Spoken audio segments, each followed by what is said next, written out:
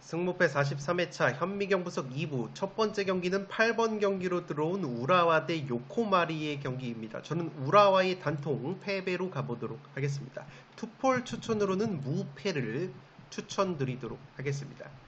아직 현미경 부석 1부를 보지 않으신 분들은 화면 위로 올라가는 링크를 클릭을 하시면 1부 먼저 시청을 하실 수 있습니다. 시간 관계상 통계적인 부분은 화면을 멈추셔서 구독자 여러분들이 확인을 해 주시기 바랍니다. 살롱 코멘트로 빠르게 넘어가서 분석을 진행을 하도록 하겠습니다.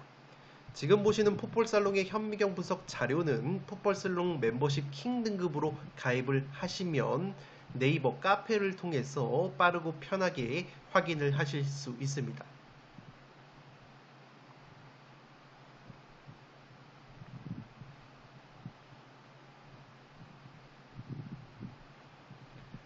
살롱 코멘트로 정리를 해드리면 J리그 최고의 창과 방패의 대결이라고 보시면 되겠습니다. 우라와 같은 경우에는 올 시즌 J리그에서 실점이 가장 적은 짠물 수비팀이고 요코마리는 J리그에서 득점이 가장 많은 화끈한 공격력이 강점인 팀이라고 보시면 되겠습니다. 다만 우라와 같은 경우에는 올 시즌 실점이 가장 적은 팀이지만 홈에서는 원정보다 확실히 공격적인 운영을 하는 경향이 있다고 보시면 되겠습니다. 실제 우라와가 홈에서는 18골을 넣으면서 원정에서의 9골보다 딱 2배 많은 득점을 홈에서 기록을 하고 있다고 보시면 되겠습니다. 다만 수비적인 차이가 있는데 홈에서 9실점, 원정에서 8실점으로 홈과 원정에서 수비력의 차이가 그렇게까지 없는 것처럼 보이는 우라와이지만 실점의 빈도 자체는 확실히 홈에서 늘어나는 경향이 있다고 보시면 되겠습니다.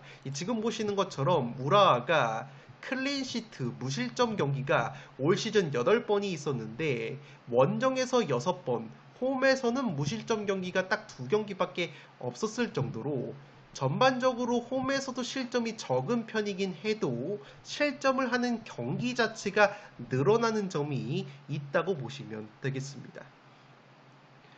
또한 우라와가 J리그에서 실점이 가장 적은 팀이라고 말씀을 드렸는데 실점 패턴을 면밀하게 분석을 해보면 지금 보시는 것처럼 29.41%, 약 30%가량의 실점을 상대의 측면 크로스로 허용을 하고 있다고 보시면 되겠습니다.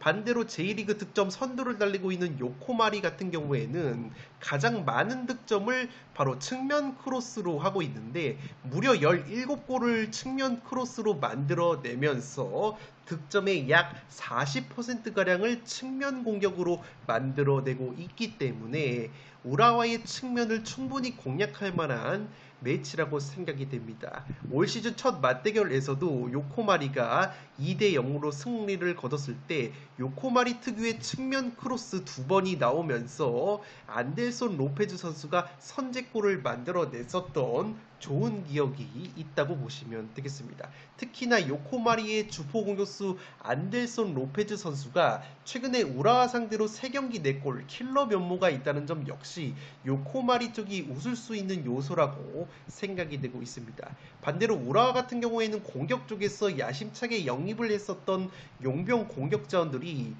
부진하면서 상당히 공격력이 떨어져 있는 모습이 있는데 물론 호세 캉테라는 공격 자원이 최근에 나쁘지 않은 활약을 보여주고 있지만 요코마리의 용병 공격수들의 활약에 비해서는 턱없이 부족한 면이 있다고 보시면 되겠습니다. 실제 최근에 우라와가 J리그에서 7경기 2승 4무 1패 무승부가 상당히 늘어나고 있는데 무득점 경기가 4경기나 될 정도로 골 결정력이 굉장히 떨어져 있는 우라와 레즈라고 보시면 되겠습니다.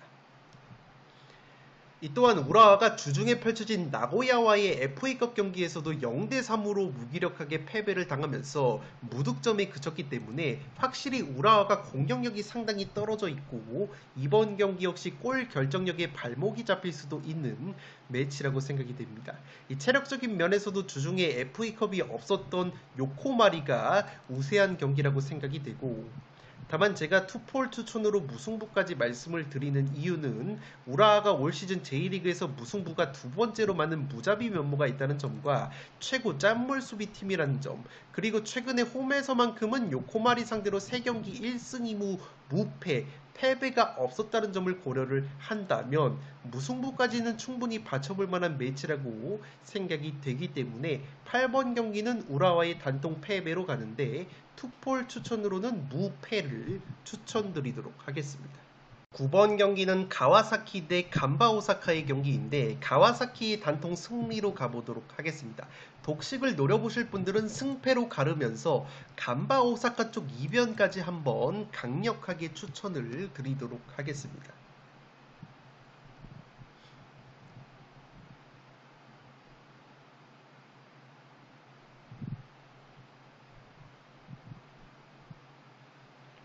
살롱 코멘트로 정리를 해드리면 현재 가와사키 쪽으로 투표율이 몰려있는데 최근에 간바 오사카의 경기력과 상승세를 고려하면 이변 가능성도 충분히 있는 경기라고 생각이 됩니다. 우선 간바 오사카는 최근에 J리그 기준 7경기 6승 1무 무패를 달리면서 경기당 평균 2골 득점력까지 보여주고 있기 때문에 최고의 상승세를 타고 있다고 보시면 되겠습니다. 이미 올 시즌 가와사키와의 첫 맞대결에서도 홈에서 가와사키를 2대0으로 꺾은 바 있는 간바 오사카이기 때문에 충분히 이변 가능성이 있는 매치라고 생각이 됩니다.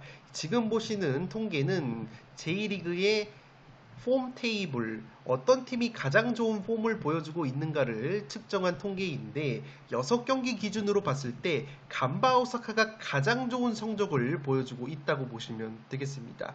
우승 경쟁을 펼치고 있는 요코마리, 빗셀고베보다도 간바 오사카가 많은 승점을 6경기에서 따내고 있기 때문에 간바 오사카의 상승세를 고려한다면 상당히 가와사키가 고전을 할 가능성이 있다고 보시면 되겠습니다. 물론 가와사키 역시 6경기 3승 2무 1패 세 번째로 좋은 폼을 보여주고 있기 때문에 경기력 자체는 가와사키도 나쁘지 않다고 보시면 되겠습니다.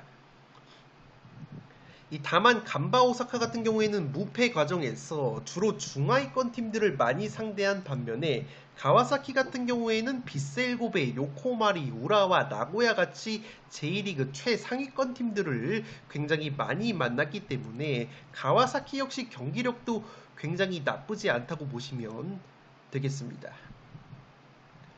지금 보시는 것은 간바 오사카의 수비 통계인데 간바 오사카가 세트피스로만 10골을 실점을 하면서 J리그에서 가장 약한 세트피스 수비력을 보여주고 있다고 보시면 되겠습니다. 분홍색으로 표시를 해둔 간접 세트피스로 9골, 빨간색으로 표시를 해둔 직접 세트피스로 1골을 실점을 한 간바 오사카이기 때문에 세트피스로만 10골을 실점을 하고 있고 가와사키 역시 세트피스로만 7골을 실점을 하고 있기 때문에 양팀 모두 세트피스 수비가 약점이라고 보시면 되겠습니다.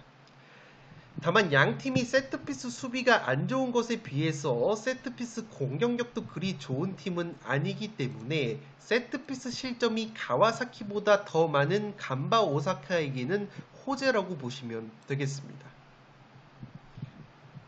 지금 보시는 것처럼 양팀이 모두 세트피스 공격 지표가 최하위권이기 때문에 양팀이 세트피스 실점이 많다고 하더라도 의외로 세트피스로 득점이 터질 가능성이 떨어질 수 있다고 보시면 되겠습니다. 특히 올 시즌 첫 맞대결에서는 오히려 간바 오사카가 가와사키를 상대로 코너킥 세트피스로 득점을 만들어냈던 바 있기 때문에 간바 오사카도 충분히 가와사키의 세트피스 수비 약점을 공략할 만한 매치라고 생각이 되고 있습니다. 반대로 간바 오사카 같은 경우에는 J리그에서 사포로 다음으로 드리블에 의한 공격 기회 창출이 많은 팀이고 실제 드리블 패턴에 의한 득점이 5골로 J리그에서 가장 많은 팀이 바로 간바 오사카라고 보시면 되겠습니다. 지금 보시는 것처럼 청록색으로 표시를 해둔 드리블 패턴으로만 간바 오사카가 5골을 만들어내면서 J리그에서 가장 많은 드리블 득점을 만들어내고 있고 드리블 포인트 면에서도 사포로 다음으로 간바 오사카가 높은 포인트를 보여주고 있다고 보시면 되겠습니다. 반대로 가와사키 같은 경우에는 드리블 패턴에 의한 실점이 3골로 최다 실점 공동 1위를 달리고 있기 때문에 간바 오사카 특유의 드리블 패턴이 통할 가능성이 있지 않나 싶습니다. 물론 간바 같은 경우에는 올 시즌 홈보다 원정에서 성적과 공격력 수비력이 현저히 떨어지는 약점이 있고, 이 세트피스 수비 외에도 가와사키가 강점이 있는 측면 크로스 패턴에 의해 많은 실점을 하고 있다는 점을 고려를 한다면 가와사키의 승리 가능성도 여전히 높은 매치라고 생각은 되지만, 가와사키의 다소 떨어지는 골 결정력과 간바 오사카의 상승세를 고려한다면 간바 쪽 이변도 충분히 노려볼 만한 근거가 꽤 많아 보이는 매치라고 생각이 됩니다. 지금 보시는 것처럼 가와사키가 경기당 평균 기대 득점이 1.57골인데 실제 경기당 평균 득점이 1.29골에 그치고 있기 때문에 골 결정력이 다소 떨어지는 약점이 있다고 보시면 되겠습니다. 다만 그럼에도 불구하고 제가 가와사키의 승리로 가는 이유는 간바 오사카가 주전 왼쪽 측면 수비수인 쿠로카와 선수가 이번 경기 경고 누적으로 결장이 되고, 오른쪽 측면 수비수인 한다 리쿠 선수 역시 최근에 종아리 부상으로 결장이 되고 있기 때문에 측면 수비 누수가 심한 간바 오사카가 전통적으로 측면 공격에 강점이 있는 가와사키의 측면 공세를 막아내는 것이 상당히 어렵다고 보여지기 때문에 가와사키의 승리 가능성이 그래도 조금은 높아 보이지 않나 싶습니다. 9번 경기는 가와사키의 단통 승리로 가는데 독식 픽으로는 승패를 추천드리도록 하겠습니다. 10번 경기는 교토상가 대 가시와의 경기인데 승무패로 지으면서 가시와 쪽 이변까지 한번 노려보도록 하겠습니다. 투폴 추천으로는 무승부를 빼고 승패를 추천드리도록 하겠습니다.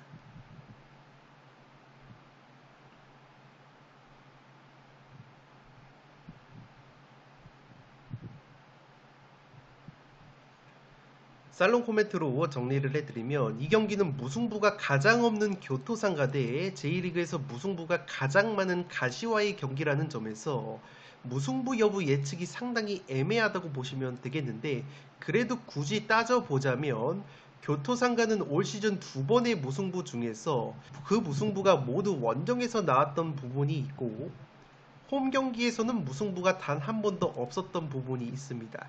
반대로 가시와는 무승부 8번 중에서 원정에서는 무승부가 2번으로 적었고, 이미 양 팀이 올 시즌 첫 맞대결에서 무승부가 나왔었기 때문에 2연속 무승부가 나올 가능성은 조금은 떨어지지 않나 싶습니다. 특히나 최근에 23년간 두 팀이 20번의 맞대결을 살펴보면 2연속 무승부가 없었던 패턴이 있다고 보시면 되겠습니다.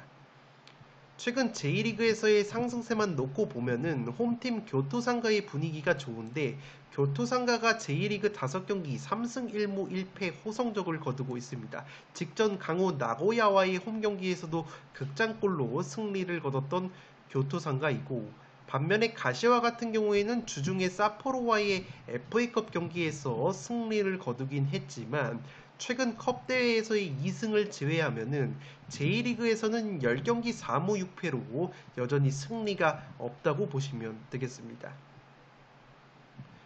이 또한 교토상가 입장에서 또 다른 호재가 있는 것이, 지금 보시는 것처럼 교토상가가 이 세트피스로만 10골을 실점을 하면서 J리그에서 세트피스 실점이 가장 많은 팀 중에 하나인데, 이 가시와 레이솔이 올 시즌 세트피스 득점이 딱 한 골로 J리그에서 가장 적은 팀이기 때문에 교토상가가 약점이라고 볼 수 있는 세트피스에서 실점을 하지 않을 가능성이 높아 보입니다. 지금 보시는 것처럼 가시와가 세트피스 득점이 딱 한 골로 적기 때문에 교토상가 입장으로서는 세트피스 수비 약점이 노출이 될 가능성이 굉장히 떨어질 것으로 생각이 됩니다. 다만 제가 가시와 사이드도 가져가는 이유는 가시와가 유독 교토상가 원정에서 강했던 모습이 있습니다. 최근에 가시와가 교토상가 원정에서만 7경기 6승 1무 패배가 없었을 정도로 교토상가 원정에서 유독 좋았던 기억이 많았다고 보시면 되겠습니다. 또한 가시와의 주포 공격수 호소야 마오 선수가 최근에 리그 2경기 연속골로 나쁘지 않은 골 감각을 보여주고 있는 점 역시 가시와에게 굉장히 긍정적인 요소라고 보시면 되겠습니다. 가시아가 세트피스 득점이 딱 한 골로 저조하다고 말씀을 드렸는데 제가 이번 경기 하나 변수로 노리고 있는 것은 가시와의 193cm의 장신 용병 공격수 중에서 이 제이로이 그롯이라는 선수가 있다고 보시면 되겠습니다. 이 그롯이라는 선수가 지난 교토상과의 맞대결에서는 결장이 됐었는데 이 기본적으로 장신이다 보니까 제공권이 나쁘지 않은 선수라고 보시면 되겠습니다. 물론 이 선수가 키가 크다고 해서 헤딩 뚝배기 위주의 득점을 하는 선수는 아니고 발밑으로 넣는 골이 더 많은 느낌이 있는데 그래도 기본적으로 제공권과 헤딩 능력을 갖춘 선수라고 보시면 되겠습니다. 지금 보시는 것처럼 그롯 선수가 J리그에서 상위권의 제공권을 보여주고 있고 물론 교토상가에는 이 그롯 선수보다도 제공권과 헤딩 뚝배기 능력이 좋은 용병 공격수 패트릭 선수가 있기 때문에 제공권적인 측면에서도 교토상가가 가시와에게 밀리지 않을 가능성이 충분히 있지 않나 싶습니다. 다만 이 교토상가의 패트릭이라는 용병 공격수가 최근에 선발보다는 주로 교체로 짧게 출전을 하고 있기 때문에 그러한 점이 교토상가 입장으로서는 의외의 변수로 작용할 가능성이 있다고 보시면 되겠습니다. 따라서 가시와도 최근에 교토상가 원정에서 굉장히 강했다는 점, 주포 공격수 호소야 마오가 골감각이 살아났다는 점, 비록 세트피스 득점이 가장 적은 팀이 가시와이지만 193cm의 장신 공격수 제이로이 그롯이 출전이 가능하다는 점까지 고려를 한다면 가시와 사이드도 한번 노려봄직한 매치라고 생각이 됩니다. 물론 가시와의 이 그롯이라는 장신 공격수가 올 시즌 J리그 12경기에서 한 골에 그치고 있기 때문에 의외로 별 영향가 없는 활약을 보여줄 가능성도 여전히 존재하지만 올 시즌 이 그롯 선수가 넣은 한 골이 다름 아닌 요코마리전에서 크로스에 의한 헤딩 뚝배기 골이었다는 점에서 의외로 그롯 선수의 뚝배기가 교토상가전에서 통할 가능성도 있어 보이기 때문에 10번 경기는 승무패로 지으면서 가시와 쪽 이변까지 한번 노려보도록 하겠습니다. 투폴 추천으로는 승패를 추천드리도록 하겠습니다. 11번 경기는 세레소 오사카 대 FC 도쿄의 경기인데 과감하게 단통 무승부로 가면서 이변을 한번 노려보도록 하겠습니다.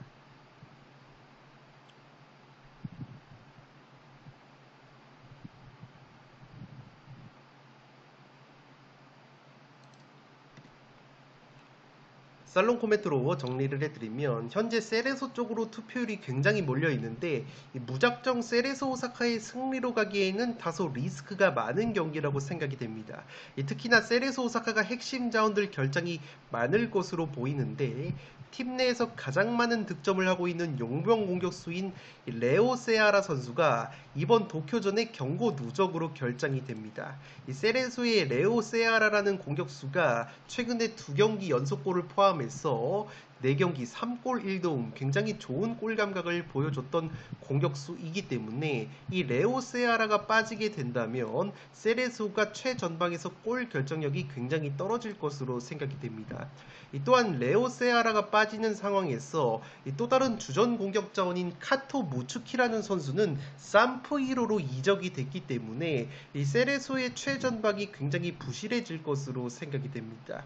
또한 세레소가 최근에 베테랑 주전 중앙 미드필더인 오쿠노 선수가 무릎 부상 여파로 6월 10일부터 지속적으로 결장 중에 있는데 이 오쿠노라는 미드필더가 올 시즌 도쿄와의 맞대결에서 2대0 승리를 거뒀을 때 혼자서 2골을 넣었던 세레소의 선수이기 때문에 이 오쿠노 선수마저 또다시 결장이 된다면 세레소가 중원에서의 공백도 상당히 클 것으로 생각이 되고 있습니다. 다만 최근에 여름 휴식기 기간에 세레소의 오쿠노 선수가 훈련을 소화하고 있는 장면이 포착이 되기 때문에 오쿠노 선수의 무릎 컨디션에 따라서 출전이 가능할 것으로 생각이 되고 있습니다. 이 체력적으로 봤을 때 양팀 모두 주중에 FA컵 16강을 치러서 비슷할 것으로 보이는데 세레소가 쇼난과 연장전 승부차기 승부를 벌였기 때문에 체력적으로는 조금 더 세레소가 누수가 심할 것으로 생각이 됩니다. 물론 도쿄 같은 경우에는 하부리그 팀에게 충격적인 0대2 패배를 당했기 때문에 이 세레소 못지않는 체력 소모와 정신적인 데미지가 있을 것으로 생각이 됩니다. 또한 지금 보시는 것처럼 FC 도쿄라는 팀이 J리그에서 홈 어드밴티지, 홈바를 가장 많이 받는 팀이고 원정에서는 그만큼 성적이 현저히 떨어지는 약점이 있기 때문에 셀에서 원정에서 승리까지 노리기에는 원정에서의 기복이 굉장히 심한 도쿄라고 보시면 되겠습니다. 최근에 J리그 원정 6경기에서 2무 4패로 승리가 없는 이 도쿄라고 보시면 되겠고, 또한 지금 보시는 것은 세레소의 수비 패턴인데 세레소가 상대의 세밀한 쇼패스 패턴으로만 8실점을 당하면서 가장 많은 실점을 하고 있는데 올 시즌 도쿄가 쇼패스 패턴으로는 단 한 골에 그치고 있기 때문에 이 세레소의 약점이라고 할 수 있는 쇼패스 패턴 수비 약점을 공략함에 있어서 상당히 어려울 것으로 생각이 되기 때문에 이변이 나온다면 무승부가 한계치가 될 것으로 생각이 되고 있습니다. 그에 반해서 세레소는 FC 도쿄의 수비 최대 약점인 크로스와 세트피스 상황에서 올 시즌 12골, 6골, 18골이나 넣고 있기 때문에 도쿄의 수비 약점을 충분히 공략할 만한 매치라고 생각이 됩니다. 물론 도쿄 같은 경우에는 용병 공격수 디에고 올리베이라 선수가 최근에 리그 4경기 4골로 좋은 골 감각을 보여주고 있기 때문에 레오 세아라가 경고 누적으로 결장이 되는 세레소보다는 확실히 최전방에서 묵직한 한방을 보여줄 가능성은 있어 보이는 FC 도쿄라는 점에서 세레소의 핵심 자원 전력 누수를 고려했을 때 개인적으로 세레소 쪽으로 다소 투표율이 몰린 느낌이 있고, 그렇다고 FC 도쿄의 떨어지는 원정 성적을 고려를 해봤을 때 도쿄의 승리까지 노리기에는 다소 무리가 있다는 점에서 상대전적 면에서도 도쿄가 세레소 상대로 5승 3무 2패 우위가 있다는 점까지 고려를 한다면 이 경기는 무승부 정도의 이변픽이 합리적인 선택이 될 것으로 생각이 됩니다. 11번 경기는 단통 무승부로 가보도록 하겠습니다. 12번 경기는 사간도스 대 후쿠오카의 경기인데 승무 투폴로 가보도록 하겠습니다.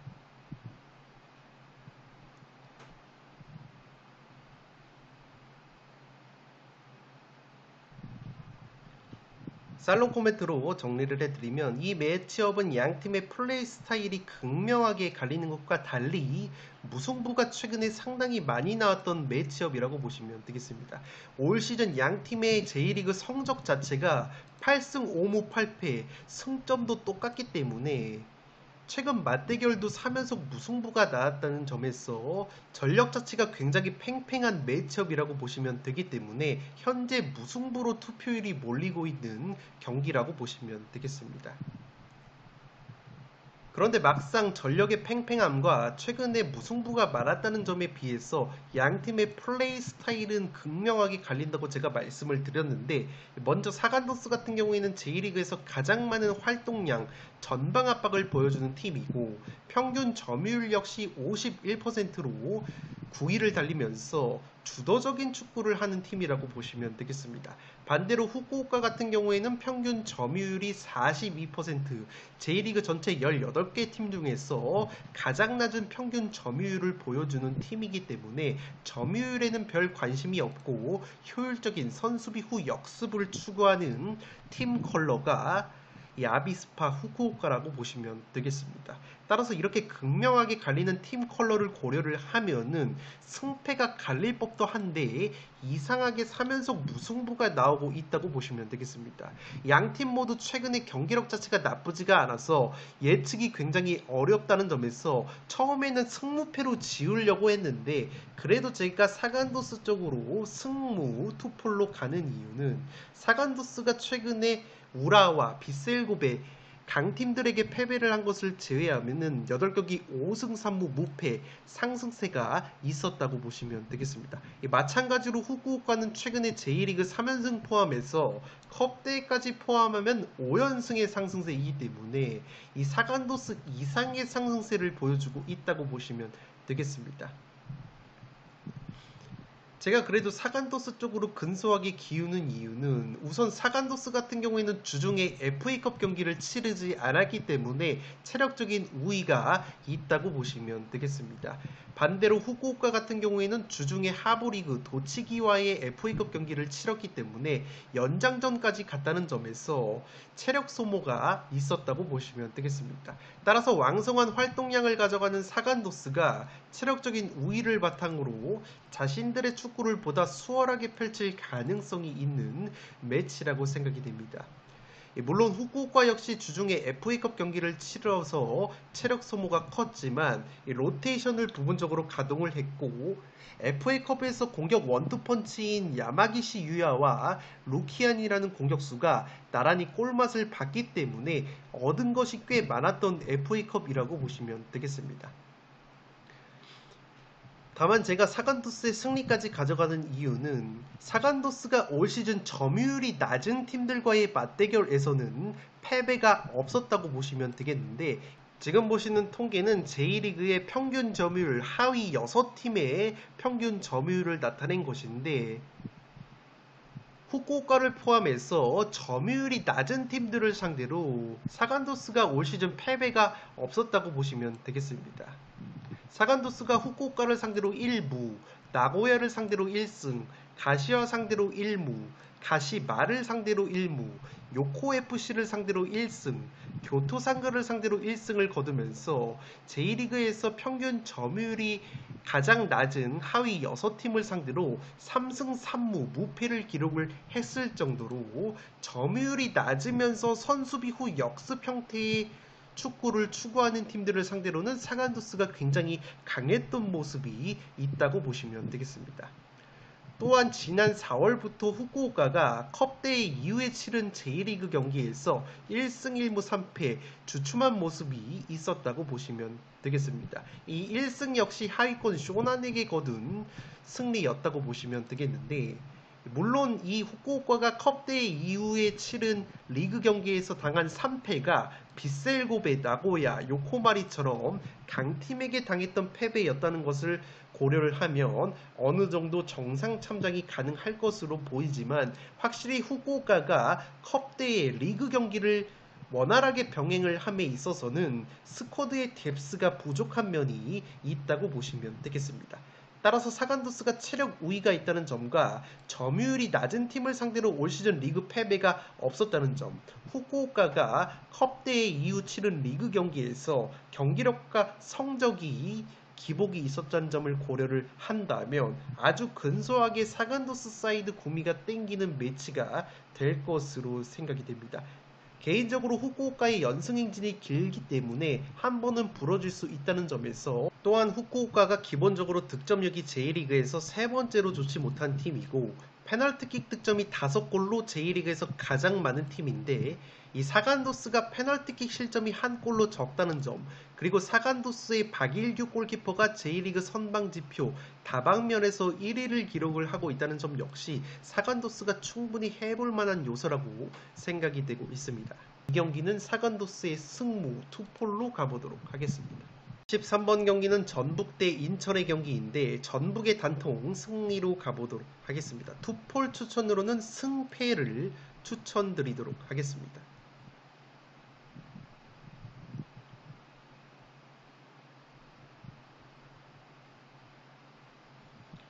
살롱 코멘트로 정리를 해드리면 최근에 인천의 조성환 감독이 경기 운영 방식에 다소 변화를 준 것이 인천의 상승세의 원동력이 되고 있다고 보시면 되겠습니다. 인천이 시즌 초반에는 영입생 미드필더 신지로 선수가 합류를 하면서 보다 주도적인 경기 운영을 추구를 했는데 생각보다 이러한 경기 스타일이 경기력과 성적으로 이어지지 못했다고 보시면 되겠습니다. 최근에는 다시 인천이 점유보다는 간결한 선수비 후 역습 형태의 실내 축구로 다소 노선을 변경을 하면서 모든 대회 5승 1무 무패 상승세를 제대로 타고 있습니다. 이 전북 같은 경우에는 최근에 페트레스쿠 감독 체제에서 나쁘지 않은 성적을 보여주고 있는데, 이 전북 역시 페트레스쿠 감독 체제에서 점유율을 상대팀보다 높게 가져가는 경우가 굉장히 드물었다고 보시면 되겠습니다. 전북과 인천의 가장 최근 맞대결이 지난 5월달 맞대결 0대0 무승부였는데, 당시 전북이 무려 점유율을 61%나 가져가면서 경기를 주도를 했지만 인천의 골문을 여는데 실패를 했기 때문에 확실히 전북 역시 점유율을 많이 가져가는 것보다는 자신들이 점유율을 적게 가져가면서 역습 형태의 공격을 취할 때 전북의 효율성이 발휘가 된다고 보시면 되겠습니다. 그 말인즉슨 이번 경기 만약에 인천이 또다시 선수비 후 역습 형태로 나오면서 오히려 전북이 점유율을 높게 가져가는 구도가 형성이 된다면 직전 맞대결처럼 인천의 최근의 경기력을 고려를 했을 때 인천의 밀집 수비를 뚫는 데 있어서 전북이 꽤나 애를 먹을 수도 있는 매치가 될 것으로 생각이 됩니다. 더욱이 전북 같은 경우에는 주중에 PSG와의 친선전을 치르면서 체력적인 누수가 있는 상황이고, 이번 경기 이후에 다음 주 수요일에 인천과 한 번 더 FA컵 4강을 치러야 되는 일정이기 때문에 일정과 체력 면에서도 전북이 다소 불리한 경기를 할 것으로 생각이 됩니다. 물론 인천 역시 다음 주 중에 전북과 FA컵 4강을 한 차례 더 치러야 되기 때문에 이번 전북 원정에서 무리한 경기 운영은 지양할 것으로 생각이 됩니다. 최근 전북이 그래도 홈에서는 인천 상대로 11경기 7승 4무 무패를 달리고 있고, 전북이 홈경기 8연승을 달리고 있다는 점에서 전북 특유의 홈발까지 고려를 한다면 제 아무리 인천도 상승세가 좋다고는 하지만 전북 원정에서 쉽사리 승점을 가져가기에는 어려울 것으로 생각이 되기 때문에 13번 경기는 그래도 전북의 단통 승리로 가면서 투폴 추천으로는 승패를 추천드리도록 하겠습니다. 마지막 경기는 제주 대 강원대 경기인데 승무 투폴로 가보도록 하겠습니다.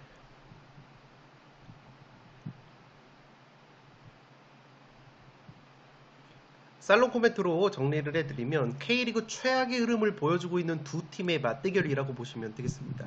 제주와 강원이 최근에 나란히 컵대회 포함해서 10경기째 승리가 없었을 정도로 경기력이 상당히 좋지 못한 두 팀이고, 제주 같은 경우에는 핵심 미드필더 이창민 선수가 군에 입대를 하면서 중원 공백이 굉장히 커졌고, 핵심 윙백 안현범 선수 역시 전북으로 떠나면서 전력이 약화가 된 부분이 있습니다. 강원 역시 핵심 공격 자원인 양현준 선수가 셀틱으로 이적이 됐고, 공격수 이정엽 선수가 부상, 영입생 용병 공격수 가브리엘이 퇴장 징계까지 받으면서 강원 역시 믿을만한 공격수가 상당히 부족한 상황이라고 보시면 되겠습니다. 그나마 강원은 공격수 김대원이 최근 제주 원정에서 4경기 3골로 제주 원정 킬러 면모가 있었지만 올 시즌 딱 한 골밖에 넣지 못하면서 부진한 모습이 있습니다. 그나마 이 한 골이 지난 6월 제주 원정에서 나왔었기 때문에 강원은 또다시 제주 원정에서 강한 이 김대원 선수의 활약 여부에 기대를 걸어야 할 것으로 생각이 됩니다. 그래도 제가 제주 사이드로 가는 이유는 개인적으로 공격 쪽에서 한 방을 보여줄 수 있는 자원이 강원보다는 그래도 제주가 더 많은 느낌이라고 보시면 되겠습니다. 제주가 최근에 공격수 김주공 선수가 2경기 연속골로 경기력이 올라왔고, 부상으로 이탈했던 공격수 유리 조나탄 선수가 휴식기에 정상적으로 훈련을 소화를 했다는 소식이 있다고 보시면 되겠습니다. 최근 무득점 행진이 길어지고 있는 헤이스 선수 역시 언제든 한 방을 보여줄 수 있는 제주라고 보시면 되겠습니다. 그에 반해서 강원 같은 경우에는 영입생 공격 자원들 역시 믿을만한 한 방을 보여줄 수 있는 공격 자원이 상당히 부족해 보이고, 그나마 최근에 제주 상대로 10경기 5승 4무 1패 상대 전적에 우위가 있었다는 점과 올 시즌 K리그 1 최다 무자비 면모를 보여주고 있다는 점을 고려한다면 제주 원정에서 끈적하게 무승부까지 노려볼 수 있는 매치라고 생각이 되고 있습니다. 이 제주가 다음 주 주중에 FA컵 4강 일정을 앞두고 있기 때문에 유리 조나탄 같은 부상 여파가 있는 핵심 자원들을 무리해서 기용을 하지 않는다면 강원전에서 다소 변수가 있을 만한 매치라고 생각이 됩니다. 최근에 제주가 3백 수비가 흔들리고 있는데 주전 수비수 정훈 선수까지 경고 누적으로 결장하는 제주이기 때문에 이 경기는 무승부 정도의 이변은 충분히 받치고 갈 만한 매치라고 생각이 되고 있습니다. 14번 경기는 승무 투폴로 가보도록 하겠습니다. 네, 이것으로 12억 7천만원이 이열된 축구토토 승무패 43회차 현미경 부속 1부와 2부 모두 마치도록 하겠습니다. 영상이 도움이 되신 분들은 좋아요와 구독 버튼을 눌러주시면 풋볼살롱 채널에 크나큰 힘이 됩니다. 구독 버튼 옆에 종 모양의 알림 설정을 해주시면 그 누구보다 빠르게 양질의 축구 승무패 프로토 관련 분석 컨텐츠를 만나보실 수 있습니다. 지금까지 풋볼살롱이었습니다. 감사합니다.